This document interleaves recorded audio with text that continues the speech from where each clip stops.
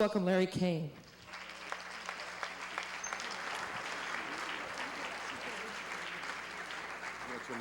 Yeah, we need a microphone for him.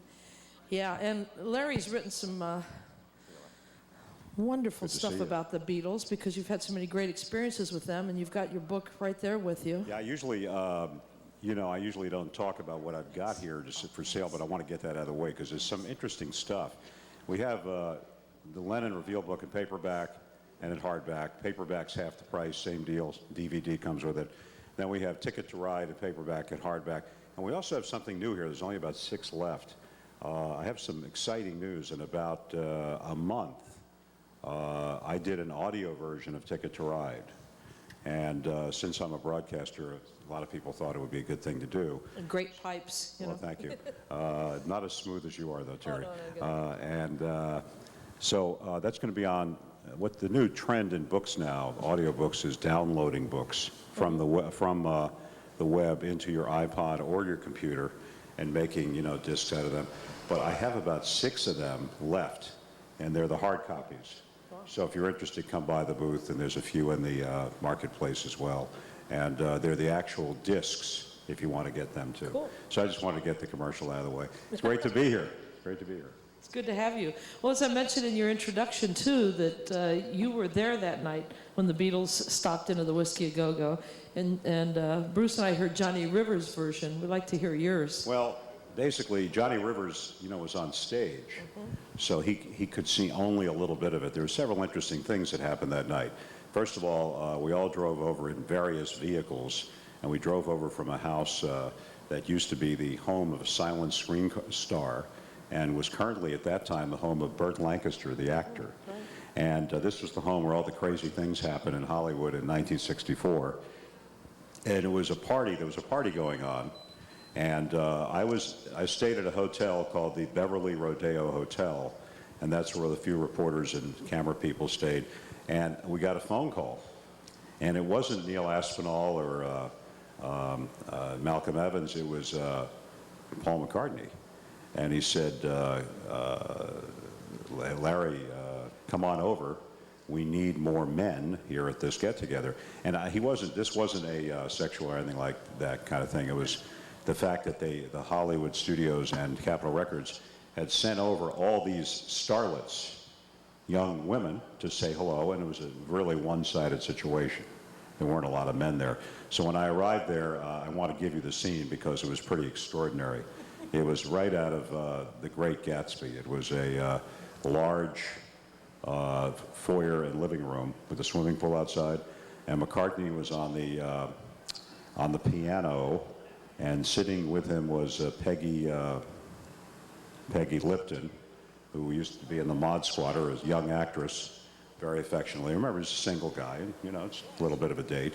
Ringo was in the corner smoking cigarettes, and John was in another corner smoking cigarettes, and George was, as usual, as George would always do, really in a corner by himself, just listening. He's a very good listener. And I was walking around the room. I didn't know what to do with myself, honestly. I mean, there were just all these beautiful women, and the 4 Beatles, and Neil Aspinall, and Brian Epstein, who really did not feel comfortable there. And then the stars kept coming in. The first one who came in was Sandra Dee, who was very lovely. And, Bobby Darin's wife, and then Bob Hope, and Jack Palance, the actor who recently died, the guy who did the push-ups during the Academy Awards, Shelley Winters. And, for me, at this time of my life, I was 21 years old, it was really amazing. Here I am in Hollywood, and they were pretty amazed, too, because these are all, just like me, these are all the actors and actresses that they grew up with and watching black and white movies in the 1950s. And I had 2 extraordinary experiences there. I've told some of you some of what I did on the first tour, but I've never been as embarrassed as I was that night. A young woman came up to me, and she was very lovely and very, very nice, and she said, "What do you do?" And I said, "I am a reporter traveling with the Beatles. I'm from Miami." And I said, "What do you do?" And she said, "I'm an actress." And I'm sure some of you heard this story. I said, "What do you act? I mean, what kind of movies are you in?" And at that point, this woman screeched and screamed so loudly that if you were in this room and you heard this scream, you would call 911 on your cell phones immediately without even finding out what happened. And she whispered to me. Now, McCartney stops, and you know, McCartney has this kind of giggly look about him. And Lennon looks over like, wow, what happened there? And she said, she whispered in my ear, I star in horror movies. In fact, I was just in a movie called The House of Wax, and I scream for a living. And so, but I couldn't tell that to anybody. So they all looked at me, and McCartney said, as he said so often, bad boy, Larry Kayne, bad boy. And so that was embarrassing. And then Jane Mansfield came in. Now, Jane Mansfield, although if you look at the picture of her in Ticket to Ride, you will see that she wasn't as glamorous as she was on the screen. She was rather pleasant looking and attractive, but she wasn't, something you'd stop in the street to look at or wow. She wasn't a wow. And nevertheless, she got kind of close to John that night, and they were, talking, nothing else but talking. It was a big public crowd. And later in the evening, someone suggested, I can't remember the name of the fellow, but he was a Hollywood guy, that we go to the Whiskey A Go-Go, and Johnny Rivers was playing. So we all went in a bit of a caravan. A few cops were there, but they didn't pay much attention. I went into a cab, and slipped inside this cab was John Lennon and Jane Mansfield, and a guy named John Wade, who was a DJ from Hartford who recently passed away. And I was in the middle of the back of this cab, and I want to try to explain to you what this is like. I'm a 21-year-old kid from Miami. I'm sitting in this cab, and on my left is John Lennon. On my right is Jane Mansfield. When I got home, by the way, and told my male friends that I saw Jane Mansfield, I couldn't believe it. And she and he were trying to make out over my chest. Okay, now, this, if I could have moved away, I would have, but I was already scrunched in the middle. So we get to the nightclub. Now, McCartney doesn't come. He stays back with Peggy Lipton. And, but, nothing happened because it was a big crowd. And we go, and George went, and Ringo, and John, a couple of, a fellow named Ira, who was on the tour, is the money guy on the tour. And then I slipped into the cab, and John Wade. And the deal was that we really weren't going there to report it. We did report that it happened, but we're going there to watch a show with them. So if you look at the picture in the book, you'll see about an incredible thing that happened. In Hollywood, there's always a camera person somewhere. And these camera people are always there to take pictures of things that happen. In this case, I think it was an Associated Press reporter, and he noticed that John was scrunching it up with Jane Mansfield. And he started to come closer and closer, and George, who, this is so uncharacteristic of George, said, "Go away, just go away." And in the book, you'll see George taking his shot glass, I think he had a glass of scotch, and throwing the shot glass at the photographer. Well, the photographer was pretty good. He caught the glass in midair in the liquid as it was flying. And of course, the next day in all the Hollywood tabloids, it was George Harrison throws drink at him. It was a crazy night. We drove back. There was a little bit of a skirmish on the way back with the Beverly Hills Police. I don't know where John and Jane went. Can only imagine. Somewhere in Lustland. And so it was interesting to see. But those are not the kinds of things I emphasize in my books. I'm a pretty hard-nosed journalist, and it was, though, if you can imagine what it was like to be there, it was pretty amazing. One thing I wanted to emphasize to all of you, who everybody wants to know what they were like, and they read things, and I would say something. Bruce Spizer's work is among the most meticulous in the world in terms of their music. He's just amazing. And so is Tim Riley, who's written a book about them as well. But Bruce's very special work. What I've tried to do is give you the story of what it was like as a young man to travel with them in Ticket to Ride. And in John Lennon's life, Lennon revealed to tell you what he was like, what he was really about, as opposed to a birth-to-death biography, of which there have been several written. The definitive book, the worst book about John Lennon, was the Albert Goldman book, which was truly a disgusting book. If he interviewed, I don't know anybody who could find time to interview 2,000 people, and it sounded like Albert had a wonderful time just making it up. And we used to sit in newsrooms, and I still do, because I consult and do a weekly show for Comcast on the East Coast. We used to try to have a lot of fun trying to make up news on the days that we were really saddened by what was going to happen. And he made up that book, quite a bit of it. And by the way, the sex life of John Lennon is not as important, or all of them for that matter, or the drug life is not as important to me as what they accomplished in their short time together as a band and what they gave to people. And I find that it's very interesting that we have a society today. I just did a commentary on my webpage on this, LarryKayne.com, by the way. It's mostly news, a lot of Beatles in there, that we live in a society today here in 2007. We've been through terror. We've been through economic ups and downs. We've had controversial presidencies, a controversial war. And in the midst of this, we have a Hollywood genre of celebrity that is absolutely, devastatingly void of any real texture. And it's interesting to me that the people that we idolize, or I'm not saying we, the people that some people idolize, like Britney Spears and Paris Hilton and Nicole Richie and Anna Nicole Smith, a very sad story, were all people who did not particularly have talent or something else. Even if they did have talent, in the case of Britney Spears, I'm sure there's some talent there, they didn't have a reason to be. Now, all of us have jobs, whether we're carpenters or DJs or news people or electricians or pipe fitters or doctors or lawyers, but no matter what we do and what our economic thing is in life, we try through our churches and synagogues and organizations and groups, and I know you're involved in Chicago with a lot of stuff here, to try to give back of some of what we take in. And these artists, these Mel Gibsons and these outrageous people, even Robert Downey for a while has got an awful amount of talent, just seem to be wasting away, and we seem to be sucking it up in a orgasm of glory, an orgastic kind of thing. And I don't like it. I really don't like it. And I think that what it does is that it sends we live in a top-down world, and it sends a message to our young people. Now, let's talk about other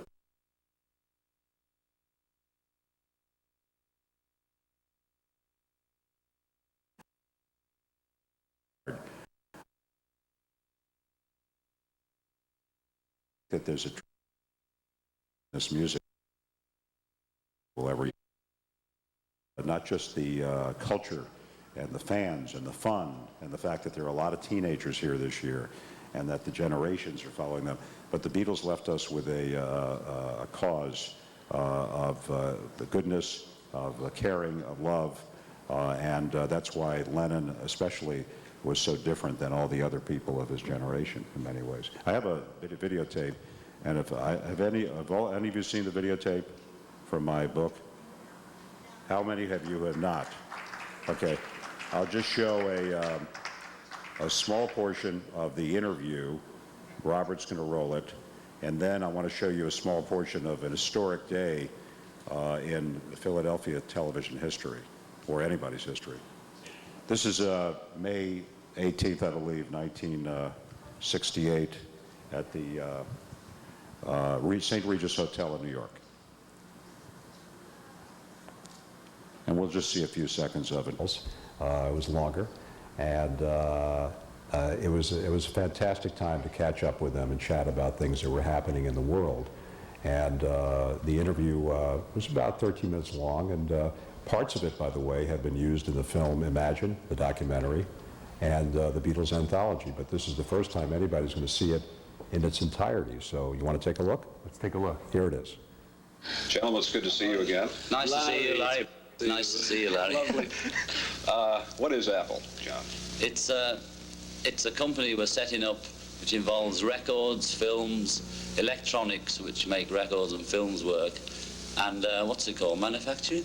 Yeah, it does a few things. You know, the byproducts that end up with Larry Page T-shirts and that. It's just trying to mix business with enjoyment. Pleasure. We're in business, you know. We find ourselves in business. Are you the directors? Are you the directors of this? Yeah, but like all the profits won't go into our pockets. They'll go to help people, but not like a charity. What do you plan? You'll see how Somebody it wants to works. make a film, and they go to a company and they get shown into the waste paper bin, and nothing ever happens. So they go around, they make an underground one, and it goes round and round underground, and a lot of people never see it. Nice. So if they come to us, they won't stand a chance. But we hope to make a thing that's free, where people can just come and do and record, and not have to ask, could we have another microphone in the studio, because we haven't had a hit yet. You know, we can stop there for a second, How Robert. large will this be here? A month later, after he talked about this, and you can roll it to the next section, Robert. I was invited to England by them, and several interesting things happened. I arrived on the morning. You can turn the lights up for a sec. On June 4th, 1968, and I'm sure those of you who, some of you weren't born, but you know what a profound day that was. That was the night that I arrived in the morning of the night that Robert Kennedy was shot. And the Beatles sent me out to different places in London to interview people. It was very nice. They helped me out because I didn't know anything about London. And the next day, I went up to their headquarters, and NEM's headquarters, that's their headquarters. So that's the building upon which they did their final concert. And McCartney said, I want you to meet somebody, Larry. This is what Apple's all about. And he introduced me to this young woman. And he played, remember, we didn't have the cassette thing, and it was all just reel-to-reel. And he played a song called Those Were the Days. And he said, this song, this is what he said to me, is going to sell 10 million copies. Well, it was the artist was Mary Hopkin. The song was based on a Ukrainian folk song, and it sold 14 million copies. We didn't hear much from her after that, but she had a stupendous hit. And those were the days when they were recruiting a fellow named James Taylor, that guy. You've got a friend. And they were actually really doing a great job of developing their own stable, but that's sort of went by the wayside. Now, the other moment I wanted to show you, because I mean, a lot of you have seen this video, and I don't want to bore you with it, but in May of 1975, I was now a television anchor in Philadelphia for 6 years. And we were having a thing called the Helping Hand Marathon, which we did every year, and much of the money was going to the National Multiple Sclerosis Society.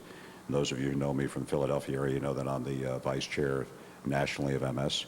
And my mother had it, and she died from it. And Lennon remembered this because it was during the first tour that we talked about it. His mother died when he was 15. My mother died when I was 20. So anyway, a record promoter and yours truly pleaded with him to come to Philadelphia and help us with this. And sure enough, 3 o'clock in the afternoon, he shows up at the train station on an Amtrak train, not a reserve train, by the way. And he's got this little bag. I mean, I'm talking about a little bag. And I don't know what was in it, and I never asked. I did say, well, what's going on in there? He said, I have everything I need. And he had his outfit on, and you'll see the outfit in a minute. And he came to the station, and it was just amazing. The disc jockeys did not believe he was going to be there. They said, no way, John Lennon's going to be us. But they did say all afternoon, well, we have reports that John Lennon will join us for the Helping Hand Marathon. And he showed up. We put him in a suite at the Marriott Hotel across the street. He came over in the afternoon, and then he said to me, I want to go on television with you. And I said, in the middle of the latest murder, political corruption case, it's kind of rough to just put you on. He said, well, I'll do the weather. So that's what happened. And here's what happened. You can see my description of it. Sinclair, who used to be an editor there, is now a very well-known film producer. He had a handheld camera, and he took pictures. John comes into the studio, and the weatherman was off that night, and John said, can I do the weather? And there you see it. We can listen for a few seconds of John Lennon doing the weather. That's me. We're about here. I had it up to Scranton when I was 16, but I secured it. This is meant to be green, and this is the northwest wind, but if you do that, it falls off. For Action News, I'm Larry Kayne. Thanks for being with us. Now, it wasn't a great weather forecast. In fact, I think we brought in somebody to do the weather after he was finished. I don't remember. But he was on set with me, and that weathercast brought thousands of people to the station over the weekend, because people said, he's really there, because the disc jockeys didn't believe he would be there. And you know what I found out? That in that weekend, John Lennon met more people one-on-one than at any time in his entire life, being shielded by security and all the concerts and everything else. And he told me later, he said, you know, I met more people individually. He probably met 1,000 or 2,000 people up close. Signed autographs, gave his socks away. They were pretty smelly socks, but he gave his socks away. They were red, white, and blue socks. Auctioned them off, gave pictures away, just had this great interaction with people. And it was such an up for him because he had come off of the Lost Weekend. He had suffered tremendous alcohol abuse. Maypang had helped get him back on his feet. He was back with Yoko. She was pregnant. He was expecting a child. And this was his first real coming out. And it was just such a wonderful thing to see him enjoy that and to see the people enjoy it. There's so many teenagers that I interviewed who are now 40 or 50-somethings who have great memories of that weekend. Was that the That's last good, time? Robert. Thank you. You know, it's interesting about the line that weekend.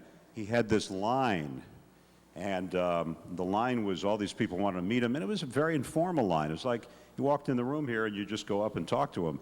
And this very attractive young woman came up to him, and I was with him, and he said, hi. He said, hi, how are you? And he said, very casually, he said, would you have sex with me? And she said, why no, Mr. Lennon, I just came for your autograph. He said, can we get a rain check? And she laughed, and I laughed, and that was it. But that's the kind of guy he was. He just said what he felt sometimes. And he wouldn't have said it so publicly unless he was just kidding, and although who knows. He was just an absolute pleasure and to know. And, you know, it's interesting. We talked about it last night here briefly with a big panel. This is a man who really did not have the ego of the big stars. Mm-hmm. Yeah. He really didn't. I've met anchors that I've worked with over the years that have egos the size of the Goodyear blimp. You know what I mean? And he just was a person who really didn't. And he really, you know, he's a very screwed up guy. I mean, he had a lot of problems. But yet he managed during those 1970s to go to the mat and back. And to eventually have a tremendous triumph toward the end of his life. You know, people often ask me, what do you think would have been 5 more times, all right, and gotten back together? That he would have been turbulent, that he would have been controversial. But the good news is he would have. Now, the Tom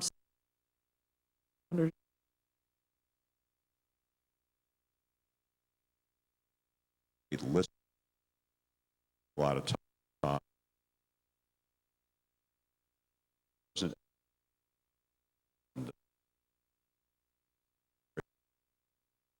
Way too premature. All the kind of maybe 69. He was doing a show called Contact. And it was the first call-in. And the people would come in, and he would open the phones up, okay? A famous Hollywood.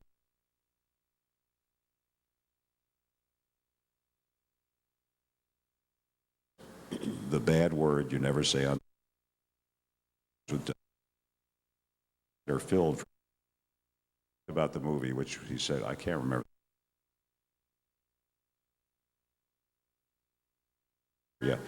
Yeah, and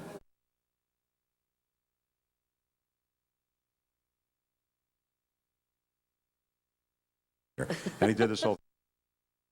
He said, I know you tried well, you tried hard, but it stunk, and that was it. Your initial connection with the Beatles, how you hooked up with them, how you spent so much quality time with them. Well, I was always a sort of ahead of my time achiever. And when I was, my mother was very ill, and because my mother is very ill, those with MS will tell you that somehow or other there's a lot of courage involved in it, and watching her deal with it was a very big inspiration to me. When I was about 13 or 14, airplane, no meals, you do that on your own. All the hotels, they pick up your luggage, the whole package. You're a member of the tour. And I showed it to my boss, and he said, how the heck are we going to pay for this? And because $3,000 in 1964 was a lot of money, especially for a small radio station. And we syndicated the reports to 47 radio stations, including WLS in Chicago. And there's a whole chapter in my book about the radio wars in Chicago. And I didn't want to go. I told the boss, I said, you know, this is not news. And he looked at me and he said, we don't want to send a disc jockey because we want news every day. I mean, you know, not all the DJs have some dim-witted have DJ. the insightful, you know. Terry probably doesn't remember this era, but truthfully, in those days, the DJs said, it's 71 degrees in Chicago and the time is 3:15. Yeah. And after the next record, they would come and say, it's 3:17 and it's 71 degrees in Chicago. Hello, Chicagoland, and all that business. And so I reluctantly accepted it. My mother, who would die a month later, said to me, she said, you've got to do this. These guys are great. My mother was way ahead of the times. When Elvis Presley appeared on the Tommy Dorsey show, my mother said, he's great. And my father said, disgusting, just disgusting. And when the Beatles came to America, my mother saw them on Ed Sullivan on those 3 successive Sunday nights. And she said, they're good. They are really good. And she said, this could be a very big thing for you. So she passed away, and then I went through that and went on the tour, and that's how I connected with them. You never know in life what's going to approach you next. Well, you had that rare opportunity to really get to know them, and there's so many journalists that met them once, did an interview, left. There's no relationship, but you actually got to be their friend. Well, they liked me I really don't know why. I think that part of it was that I was totally opposite of them, as I've told you before here. I wasn't a hip guy. I wasn't hip. I wasn't fab. I was a bit of a 1950s nerdy kind of guy. And although not that bad, I mean, women did come to me, you know, occasionally. And scream. Yeah. You can see from my earlier television time, you know, I was decent looking. I had dark hair and all that at one time. And, but I really treated them, even in this 1968 interview and beyond, as news objects, as news stories. I didn't go up to them and say, John, it must be great to be a success, or, you know, I asked them questions, serious questions. What's your favorite color? Yeah, and they really liked that stimulation, and John especially, because John loved to argue. And Ringo, you know, as I've said here before, people laugh when I say this, Ringo was is a very intellectual, deep-rooted guy. You know, everybody gets this impression of the thing. Are we wrapped up soon? 10? Okay. Robert, I'd listen to whatever he says. But the most important thing to understand here, though, is that what absolutely astounded me was the level of maturity of these 4 guys. Now there's some people in this audience who are 21, 22 years old, 23 years old. You take people who have met the greats of the world, and you'll see it. All these 21 and 22-year-olds who are now, you know, Lindsay Lohan. My God, what's going on there? All right. I mean, the world is hers, and yet she's blowing it by the number, which shows you that they had this tremendous stable footing beneath them as people. And considering that John had no mother to speak of and no father around at all, except before it was too late, considering that George was a pretty lonely guy as a teenager, that he had some estrangement with his family, that Ringo was really a club drummer, and that George and Paul was probably the most, I would say, in a certain way, John was the most middle class, but Paul was close to it in terms of a family upbringing. And these guys were really together. I mean, they were together. They knew everything that was going on in the world. They had a strong feeling, as I mentioned last night, about racial intolerance and the need for tolerance. Although if you listen to some of the interviews, you're going to hear some things that really surprise you. I mean, Paul McCartney says in one of the interviews, you know, and remember, this is 1964, so don't be shocked by this. He refers to blacks as Negroes, and that's the way blacks were referred to in that time.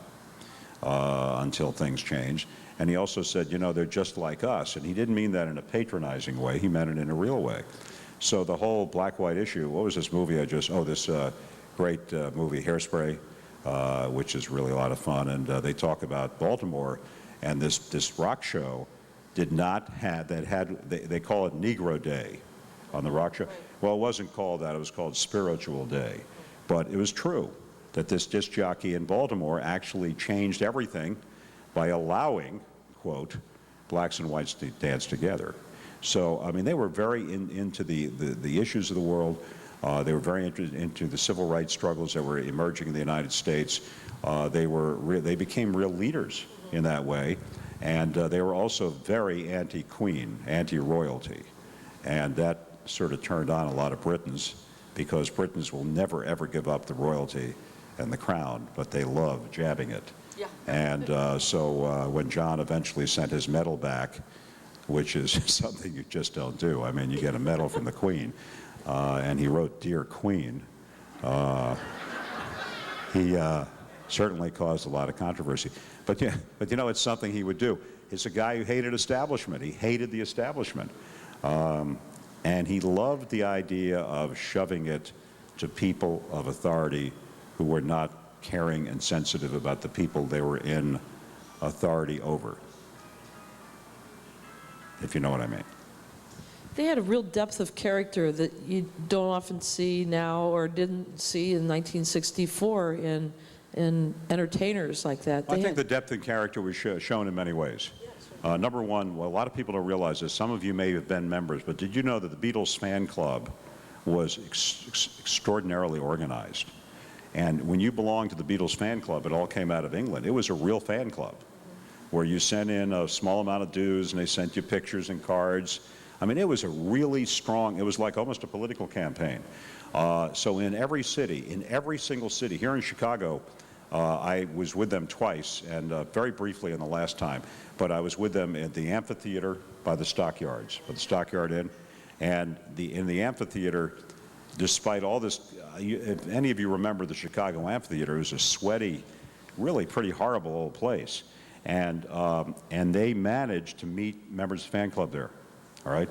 Yeah, they stayed here at a place called the Sahara Motor Inn or something in the suburbs here, the Sahara O'Hare, which is not far from here. And that was the big battle between WCFL and WLS over who squealed that they were really there. And my friend Jim Staggs was involved with that. And this guy, something, he called him Ron Ringo something, Ron Ringo Riley or something like that. And then one of them sneaked a tape recorder into the room. It was a mess. And they really made sure that at Comiskey Park, where they did 2 concerts, that they had time in between to meet the fan club. And these were legitimate meetings with nice young people, all dressed up, and they would come in, they would take pictures with them, they would sign autographs, they would usually eat what was there. You know, they says that a little bit of a spread. By the way, there's a great story a couple of years ago in Time magazine about the requests, I'm sure you saw this, of Bon Jovi, who actually lives part of the time in Philadelphia, and one other, the Rolling Stones, and Barbra Streisand, their request when they go to a concert, they have to have a rug that's a certain color, they have to have a certain brand of tomato juice and vegetarian this, and they have to have towels that are a certain color, they have to be terry cloth, they have to have a valet to help them get dressed, all these things. So somebody went and read the Beatles' contract from the 1964 tour. All they asked for was Coca-Cola and towels. All right, and because there was never liquor in the dressing room, all right, and or the locker rooms. So it was just interesting how you know, times have changed, you know. Now they want a certain color of M&Ms, you know. Yes, I mean, yeah, it's gotten ridiculous. We're just about out of time, but I just wanted, there was a great story you were telling about that night that they went to Whiskey A Go-Go, and I think people are hungry for those little inside stories. Well, there's a lot of things that happen in L.A. L.A. was a Right. nutty town. I mean, it is a nutty town. If you had another They day were at like the that to... 1965 Benedict Canyon. They were in a home. They had, that's the night, you all know the famous woman I met there. went over, they called me up. I was staying in another hotel with a few reporters and cameramen, and they said, come on over, we'd like to take a swim. Bring your tape recorder. They liked me. And they said, bring your tape recorder. I said, well, you're having a good time. He said, no, bring your tape recorder. So I get through this place. It's a gorgeous place. It's a big house, and there were 4 bedrooms with a glass door overlooking a pool. So it was perfect. And they're out there, laying out there, and they're smoking cigarettes, and Neil Aspinall is doing his thing, and you know, he didn't like me, and I didn't like him, and he was very jealous of my association with them. And Mal Evans, who was a good friend, was great, and we just hung around, and all of a sudden I hear a voice, and I look down this canyon. I want to try to explain to you what this was. I'm talking about a canyon where if you look over, if you jumped over the canyon, you would slide down rocks into a gravel pit. It was like this. And there's this kid, and she's wearing a dress, and she's grabbing the rocks, and her face is all, I mean, bloody.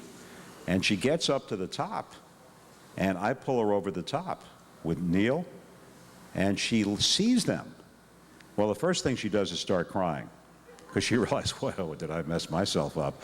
And they were so great. They got towels, they cleaned her up, they gave her autographs, they took pictures, then they called the cops to make sure that she got home okay. But this girl would not be denied.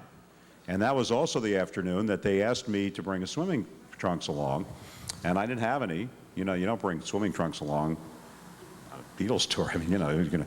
And so John said, well, go into my room. There's a couple that we just got from the store. We're about the same size at that time we were. And I went into the room, and I changed into bathing trunks, and I had my shirt, and I felt a little awkward. And I went into the bathroom, and as I opened the door of the bathroom, a woman walked out with a terry cloth robe around her, and she was gorgeous. And I looked at her, and I said, hi, my name is Larry. And I realized... You have sex with me, right? Yeah, and I realized that she couldn't put her arm out without having the towel drop. So she said, I'm Joan. It was Joan Baez. Oh.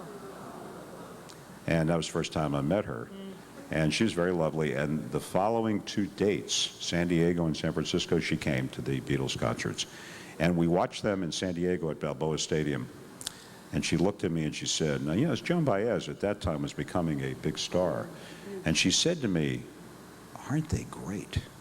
And I said, they're fantastic. She said, how many concerts have you seen? I said, well, so far about 55, 58. And she says, I just think they are the best. They may be the best of all time. And she hung out with them.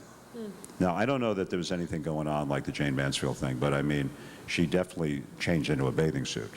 And she was a gorgeous woman, just gorgeous and lovely. And I went swimming, and that was the afternoon. And that night they met Elvis. And I was outside the house. Wow. So. An amazing life you've had, Larry Kayne, I tell you. Well, I could tell you the other stories about all the other people I've covered, but that would take a whole day. But That's anyway, another fest, huh? I love coming to Chicago. I want to tell you something. I don't know what there is about Chicago. Las Vegas was fun. New York is New York. And, you know, we love New York and Philadelphia. That's where I'm from. But Chicago's crowd is always so different. It's sort of like the Wrigley Field crowd. Even when they're losing, everybody's happy. And you got our number. Or maybe they've just had so many beers they don't know the difference. Because I have never in my life ever seen people drink beer like they do at Wrigley Field. But by the way, it is the only place in America. I went there twice, and I bought a single ticket. It's easy to get a single ticket when you're on the road. Because, you know, you generally go in a row with strangers. It's the only baseball stadium I've ever been in America where if your seat is in the middle, everybody gets up for you. And the Cubs were losing very badly the day I saw them, and everybody was happy. So I couldn't figure it out. Thank you all. Thank you, Larry. Good to have you back. Thank